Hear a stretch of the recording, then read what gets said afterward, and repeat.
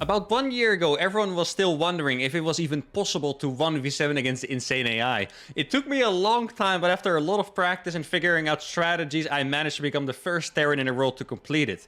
Now, after I did that, people started asking me, but can you do that with Zerg? I think it's impossible with Zerg. I checked YouTube last week, I saw still no one had uploaded a Zerg 1v7, so I set out on a quest to complete it. Check it out. Alright, here you can see 7 Cheater 3 AI Protoss players on any build. Obviously, you have to set them on any build for this challenge to count. And we are going to be playing on Abyss. I've never shown this map before in a 1v7. I was really taking a long time to figure out what map would be good to beat it with Zerg. Now, just to refresh your guys' minds, 1v7, the usual biggest challenge is dealing with your neighbor while getting a setup good enough to defend all of the other insane AI attacks at the same time. Now, at some point, this was a very interesting development. Playing this with Terran, it almost became an advantage to have a neighbor, because once you figured out the strategy, you could bait them by like putting a planetary, stuff like that. It was basically a free kill on the AI, and then you could take their base. With Zerg, however, the problem is that it's very hard to deal with neighbors. You don't have something like a very fast cannon that you can wall off that you can use to kill the opponent's workers. You can't make a fast planetary. So I had to pick out a map where there was no neighbor, and somehow this ended up being a disadvantage because I had to play a longer game against 7 computers instead of 6. Now, this map is also different in a way that there's very few bases, which means that you can also not really get an amazing setup. Like, you can't be a 4-base, you know, spamming liberators and tanks kind of player, because there's just no money for it. You need to be very efficient. There is a very small chance you will even get to max out at all. So yeah, efficiency is key here. And just to refresh your guys' minds once again, the insane AI, they have 2 big advantages. The first advantage is that they map hack, so they will automatically counter your units without even scouting it. They don't have to send out units to scout. They know where you are, they know if you're building next to their base, etc. And they also straight up get more income. I think they get 40% more income from the minerals. So the best way, or the easy way to see this, is that it's roughly a 1v10. So that's how efficient you need to be. You need to trade slightly more efficient than a 1-to-10 ratio to be able to have enough units to finish the game here. So I'm going to go for a hatch first. This is one thing I really like about playing Zerg, by the way, is just the fact that you have overlords. It allows you to scout around the map a little bit, get an idea of what your neighbors are doing. Here I can see a probe on the natural. That already makes me feel a little bit more comfortable, knowing that there is probably going to be an expansion. Now, the biggest challenge in the 1v7 is dealing with the incredible amount of cheese that goes your way. Like, if you get cheesed by 7 AIs, trust me, guys, you're going to have a very hard time if you do not have a fantastic setup with a planetary setup. Now, you might notice here that I have a bunch of gas. And instead of making a lair, I'm still making queens. You could wonder, do you even need that much gas? Why do you have that much? Trust me, guys, you will see later. Like, the best unit you can use to defend as Zerg, if you guys want to try these challenges, maybe against 7 Zergs or 7 Terrans or against random, the Lurker is going to be your best friend. I personally think the Lurker is the best ground unit in all these challenges. It only has one big weakness. You guys going to see it later. Actually, I'm not going to spoil it yet. I wonder if you guys can guess it. There's one reason why you can't just purely spam lurkers against 7 Protoss AIs, and it is very much one unit. And I wonder if you guys can guess which one it is. Here you can see I got my main saturated, and I'm going to start rallying to my natural.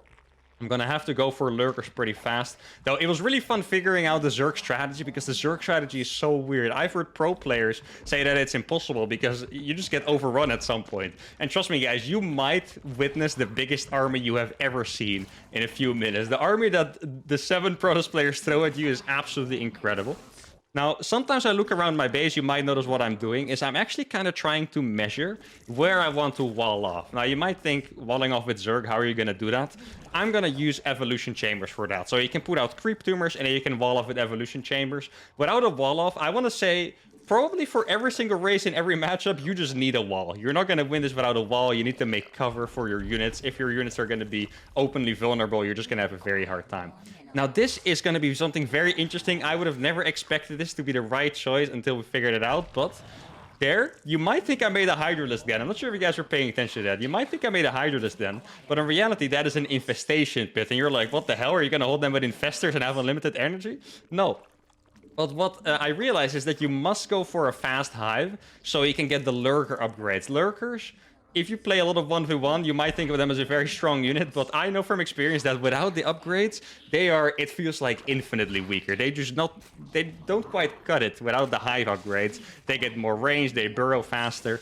Now, burrowing faster is not going to be a massive issue for me here because, you know, I'm going to be in a very defensive setup, as then I'm going to be doing a lot of run-bys here. Now, I'm spreading creep around my natural. If you're wondering why I'm doing that, is first of all, there's no reason to get creep out far on the map because they'll just kill it. But I do want to have creep towards the edges of the natural so I can put spore crawlers everywhere. Like, I want to be able to either keep my opponents hostage. This is a concept I'll explain a bit later with spores. Or I just want to make sure I have defense against air. Now, I have way too many drones on my natural. You might think I over-droned, but actually what I'm doing here is with Zerg, you make so many buildings. Like, remember I told you need to make evolution chambers to wall. Here you go, actually. You need to make evolution chambers to wall. You're going to make spore crawlers. Those all cost drones. And there you go, a beautiful 5 evolution chamber wall. I also started the lurker den already. And you can see the gas. You might still think, Mark, there's no way you did this build correctly. You have 1,000 gas and 100 minerals. Trust me, guys, you really need that much gas. It's pretty crazy. I don't think, and I'm actually not exaggerating when I say this, it might be possible that I've never done a build in my life where you get this much gas this early on purpose. Like, I don't remember having such a skewed resource ratio on purpose. Maybe I messed it up in the late game once, where I just made too many gases that I didn't need when I was only playing like Bio with Terran or something like that, but here you actually need it. So I'm gonna start making a bunch of Hydras.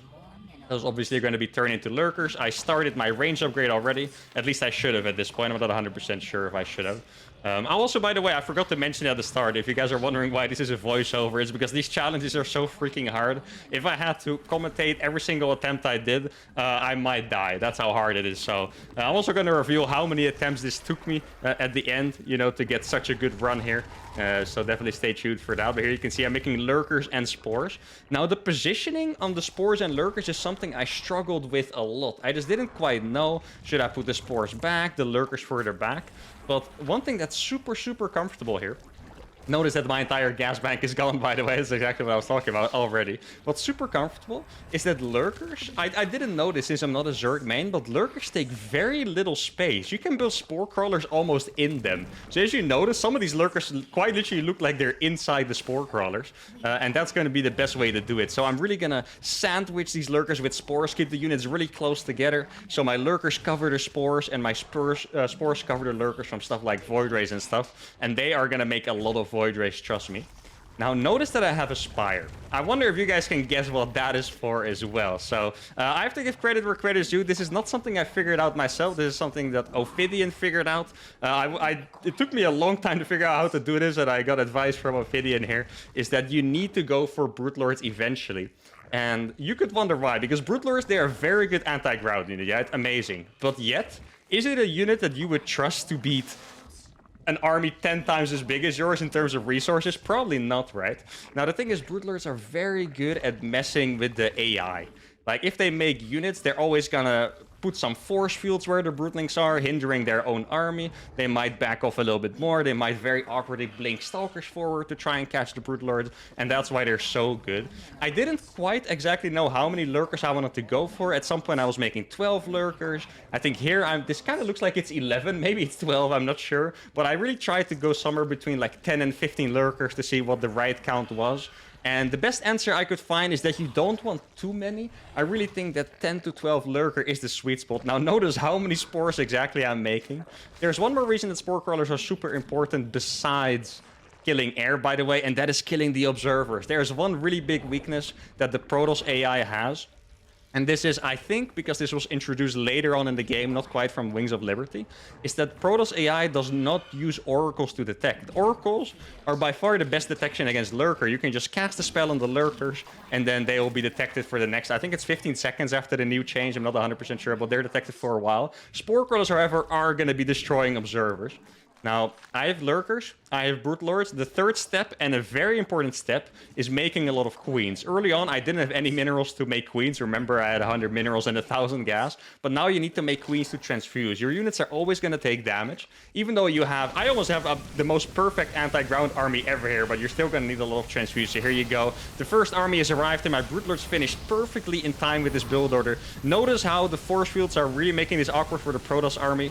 Unfortunately for me, there's a lot of Archons which are just breaking the force field, so it doesn't matter that much for them, but still, those force fields are a big help.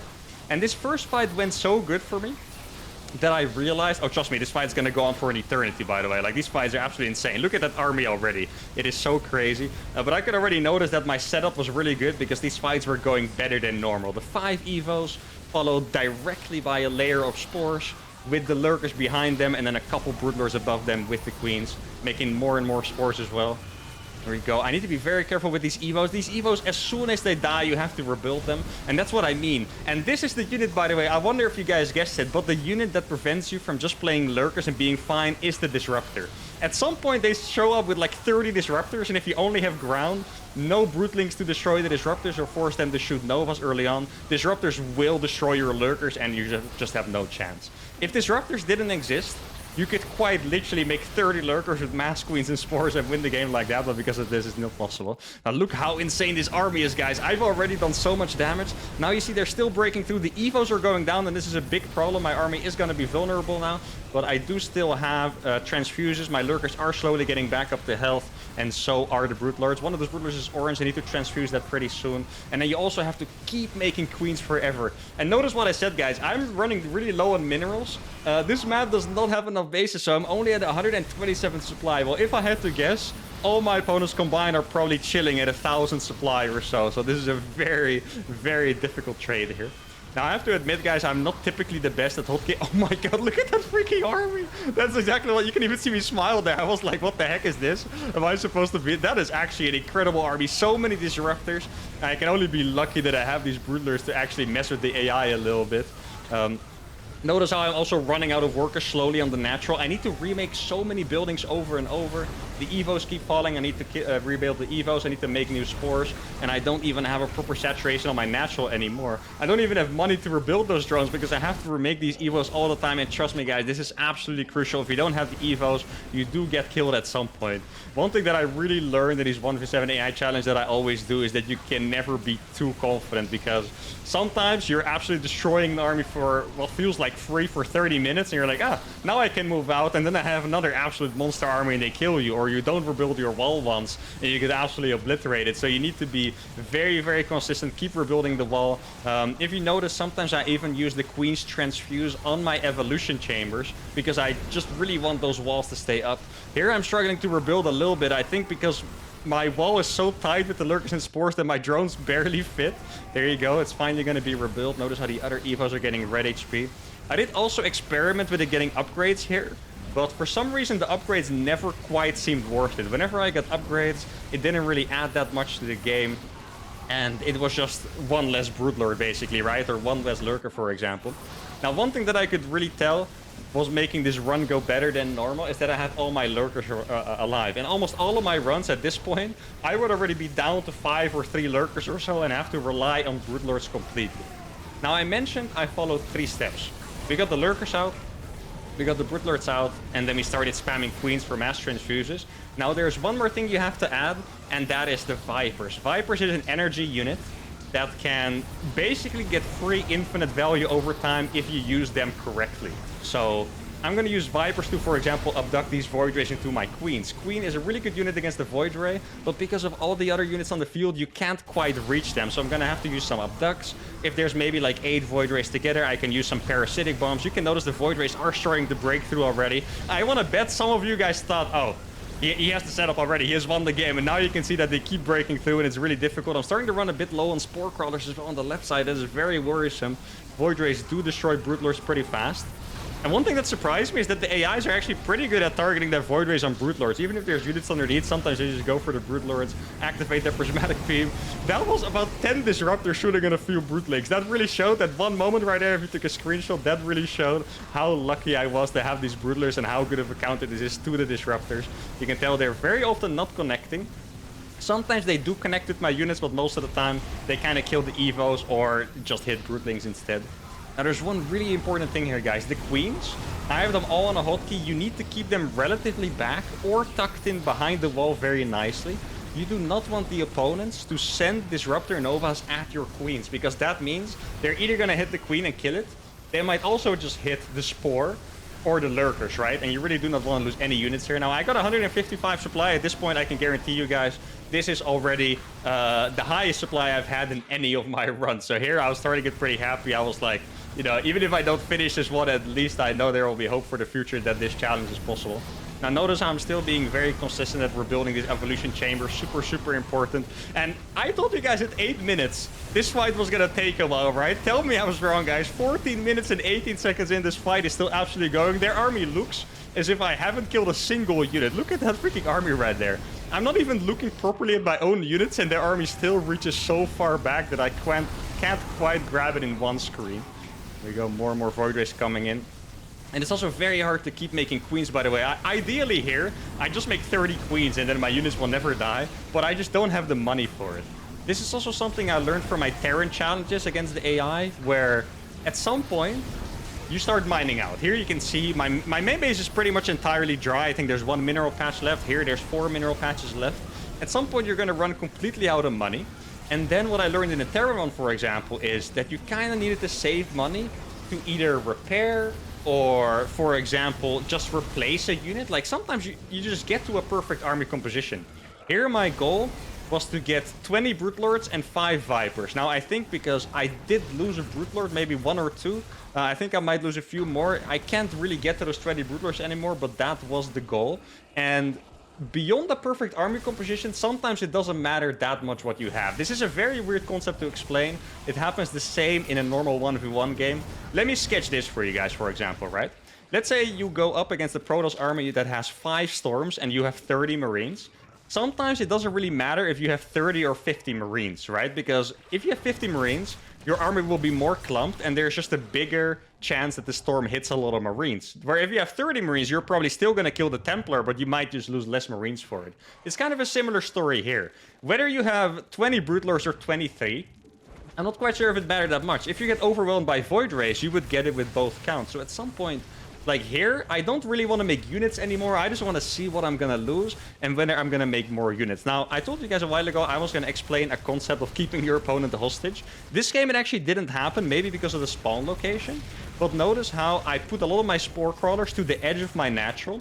Sometimes that edge of the natural is so close to your opponent's base that they stay on the other side of the cliff, basically where the Brute Lords are now, and you can kind of keep an army hostage. That's the plan. This game, it didn't really work out. I think maybe because of the spawn, the bases weren't close enough. Now, at this point, I survived for a long enough time that I'm going to try to kill my natural bases. I don't want to tell you guys, trust me, this game is definitely going to be very, very difficult from this point on. Like, this is not that they're completely out of money or anything. It's just that they're hiding their army. This is, if you guys are going to try this AI challenge, this is the one tip I would give you guys. Don't be impatient. It happened all the time when I would be like, oh, now I have a good chance, and then you show up with an army that's bigger than anything you've seen before. At some point, I tried doing 1v10 against the insane AI on a particularly favorable map for the human player in that situation.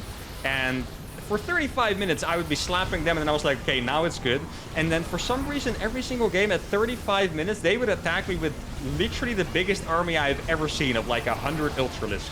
Like, it's absolutely insane, so you need to be very patient. Here you can see, this is the biggest army we've seen so far. The evolution chambers are going down. I lost quite a few units. I think I might have lost a Brute Lord, and I definitely lost a couple queens, because I think I had 13 queens before, or maybe 11. So this is looking pretty rough. I also don't have the space to rebuild this evolution chamber, so it's getting pretty tough here. I need to start using these Vipers, but I'm going to be honest, guys, I was not prepared. I did not get energy on the Vipers. Keep in mind, if you use Vipers, you have to use Consume on your own buildings to get energy, and I wasn't prepared here. So this was a little bit of a mistake by me.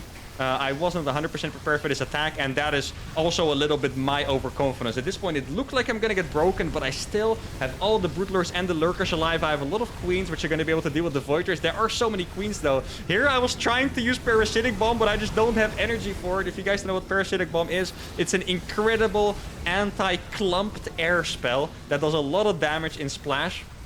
And I just didn't have enough energy for it. If I was a little bit more prepared, if I was a little bit less overconfident, if I took my time to use Consume on the Vipers, I would have been able to have parasitic bombs for those Void Rays, and this fight would have gone easier, but there, oh, that Disruptor hit, killing, I think, 2 Queens and a Lurker. Thank goodness I have these Brood Lords, else these Lurkers will also be instantly falling, but this is by far the biggest army of the game, and I have to admit, guys, I'm very surprised that we're still alive here. I think the micro on our side was really good to actually manage to get here, because that army was incredible. I'm trying to keep my Queens kind of to the right side a little bit, top behind the Broodlords, so the Disruptors don't shoot them. I really want the Disruptors to shoot my Queens.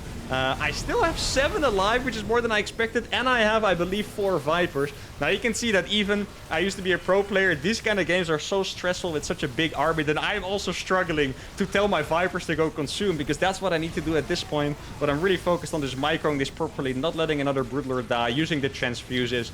And even though our wall is completely dead, we do manage to kind of salvage the situation here, which is lucky, but now we are completely out of money. Now, I haven't seen, this is actually a very important point for these challenges as well, I haven't seen my opponent's probes coming to my base, right? So that means that they haven't been mined out yet. I actually mined out before the AI. This is something that I'm pretty sure has never happened before in any of my challenges. I mined out my bases before the AI did, obviously because I killed this Nexus on the left side, but even other bases are still alive. Something that's funny that the AIs do is they will send every single worker to the last mineral patch. So if you have 1 mineral patch left in your main, they are going to send, I don't know how many it is in total. I think they might make like 60 workers each. So they're going to send like 420 workers to your base trying to mine at 1 mineral patch. Now you would say, well, that's actually a fantastic strategy, right? Just keep 1 mineral patch open. The thing is, those probes are not going to attack you anyway, and they won't do anything. Here I have 1 Corruptor. Notice what I have left. I'm trying to use everything I have. I want to say that is maybe like 6 Spore Crawlers left, 4 Vipers, 10 Queens and 14 Broodlords. Here I'm finally using my Vipers correctly. I got them on the hotkey. This is something that I wasn't prepared to do earlier. That's why that fight was so rough. But now I'm back on top. You can see I have my Vipers on a hotkey 9. If you guys are curious, I actually rebound Q to that. So for me, I'm pressing Q. I have my Broodlords on 1 and my Queens on 2. And now my mission is relatively simple. Use these Broodlords to the absolute maximum effect by shooting ground units and kiting back forever. Use these Vipers to abduct Void Rays into the Spores and Queens, and my Queens need to stay in range of the Broodlords to get transfuses down and to attack the Void Rays when actually given the chance. Now, I have never gotten this far in a 1v7 Zerg, especially on this map, by the way. I explained this was a new map that I tried. So I don't know how long I need to survive for. All I know is that we're definitely not there yet. Like I said, I got overconfident a little bit once by attacking my neighbor. I'm not going to do that again, so I'm being very careful. As soon as I see units, I'm going to run back to my base. I have my Vipers consumed and full of energy, and I'm ready to go. And Void Rays, by the way, if you guys don't know, Void Rays have extra damage against armored, so they kill Broodlords super fast. So as soon as a Void Ray gets on top of my Broodlord, I have to react. There you go, there's another one. My Vipers are on the place. There we go. I do have to say, by the way, I didn't notice, but the abduct range actually surprised me a little bit. I always thought the abduct range was smaller, but now I was abducted these Void Rays, my Queens and Spores could instantly attack it, and I was like, oh, that's pretty nice. Kind of like this unit. I haven't really played with Vipers a whole lot, to be fair, but I should, because they're definitely cool. Maybe in some of my Zerg challenges I could do here. Now this is, I think, oh, there's more Void Rays. Yeah, I was just going to say, this is a very tricky part. Is that, I'm not sure if I explained it properly before in this video, but I'm going to explain it again anyway, just to be sure you guys get that part. Always want to give you guys tips and education, of course, where I can on StarCraft, is that the hardest part in the late game is that I'm not quite sure how the formula works exactly, but at some point, the AI stop attacking you despite having an army. Like here, 1 minute ago, you could think, oh, yeah, you've won the game. There's only a couple Zealots and a few War Prisoners, but here you can see it's not the case. And I think what goes on is that when AIs calculate, they can't beat you in a one-on-one, that they might not go for it anymore, something like that. Because here, if I'm attacking their friend, they do all try to help him. And here you can see the perfect efficiency and synergy of this combination, by the way. I think I have 2 Lurkers. It looks like 1, but I think I have 2 Lurkers there. I have the Queens and Vipers to basically kill Void Rays for free. And then these, how many Broodlords is this? I think this is, oh, 13 Broodlords. I actually thought it was a little bit more. 13 Broodlords. They can have basically infinite efficiency against ground as long as I micro them well. So the Broodlords here are doing a fantastic job, and every time I just keep killing these Void Rays and yeah, pretty much the Void Rays and the ground army for free, as long as I keep my transfuses. Now, what's nice about this map, since there's not that much money, you can take it as patient as you want. Now, I do always try to win in a reasonable time, so I would never just turtle up for an hour. I will always try to get the most efficient, exciting game possible. But you can technically be pretty patient here once they are mined out. Now there's still a base here. It's very good what I'm doing.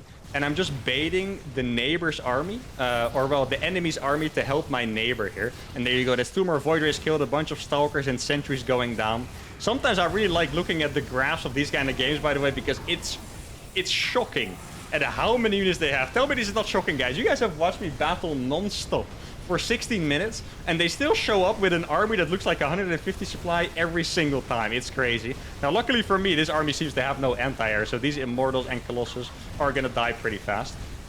Notice that because I didn't make any upgrades, these units are actually pretty hard to kill still, right? Like, they're not dying very fast at all. Now, if you guys don't know, by the way, the best way to use a Broodlord in a proper 1v1 game is to let them recharge Broodlings and then shoot a target at once. But here, since it's such a big fight and he's not going to micro to kill my Broodlords, I might as well just keep attacking. There's a few Void Rays killing my Spores on the left. So happy I still had those Spores, by the way, else it might have gone on top of the Vipers or something like that, more important. Queens, actually surprisingly good against Colossi, by the way, I have to say. Surprisingly good against Colossi. Here goes the Immortals and Zealots. And now, if I had to make an estimate, I have 90 supply left. My opponents probably have about, I want to say, a combined 600 supply left, or 700, of which a couple hundred are pros. So their army is going to be substantially bigger than mine, but they kind of lose the snowball avalanche effect of having, you know, quite literally 1,000 supply attacking me, right? Right now, it's probably more gonna come in waves of like 100 or 200 supply, so I need to take a few more really efficient battles. Here you go, there's a few more Archons and Voiders showing up. You know, I think it's really funny. I always imagine, when I watch these games, it's so absurd how many units they have that I wonder, there must be a few people that are like, ah, no, uThermal's wrong. They're definitely running out of army at this point, but every time another army shows up, because it's just crazy. I do think I haven't lost a unit in a while, by the way. I was closer to losing that Broodlord, but notice how good the micro has been and how efficient it has all been.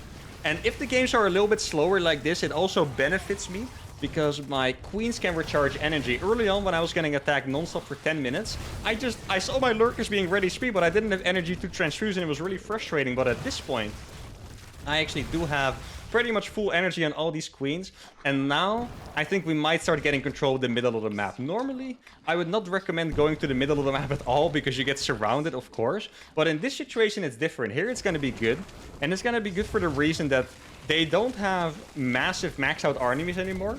They more have, I want to say, 5 or 6 armies, probably about 5 armies that are about the size of my army. So if I stand in the middle of the map here, I can kind of find them one by one when they're rallying to help their neighbor. And that way I can really isolate them and get some good trades here. Here I'm starting to get some creep into the middle, some more units falling. I was like, oh, these units are free. And then I looked back, and I think there's some disruptors coming from downtown right now, or they're coming in a bit. I remember a moment that there were 2 random disruptor shots from downtown, from behind the grass in the middle of the watchtower. I guess it's, oh, there it is. Yeah, and I was like, oh, split. Actually, the splits here were pretty good, so I didn't lose Queens, but obviously they still did a fantastic amount of damage. And we're gonna kill those last few Stalkers and Sentries here. There's another army coming up. The disruptors here might actually be scarier than the rest, because keep in mind, guys, Queens are all my anti-air here together with the Abducts and a few Spores. Let's say I lose 5 Queens to Disruptors. Suddenly my anti-air looks very tragic and 10 Void Rays would kill me. So I need to be very, very scared of that. Trying to move my Spore Crawlers forward slowly. It's really funny that with Zerg always you try to put so much creep, but in this game I didn't even have energy to put creep until now. Now I'm finally starting to get a bit richer, starting to get my creep out in Spore Crawlers, and I notice I'm keeping my Vipers together with my Broodlords to be safe. There's a few Disruptors on the left side that are gonna die to my Broodlords right now. I'm trying to get my Spores forward as well.